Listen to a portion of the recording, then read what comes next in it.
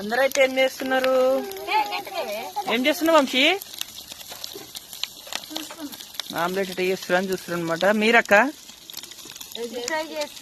అమ్ములు నువ్వారా? నీ మొక్కను చూపి ఒకసారి. నువ్వేనా? ఈరోజు ఎక్కడ రాసుకుంటుందో కూడా తెలియదు.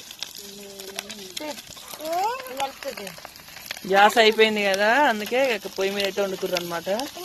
అవును అమ్ములు, కలపాలి కలపాలి. కాల్చుకుంటావు అక్కకి.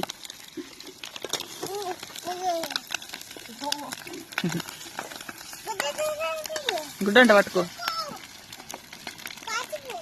చిన్నప్పుడు పని చెప్తే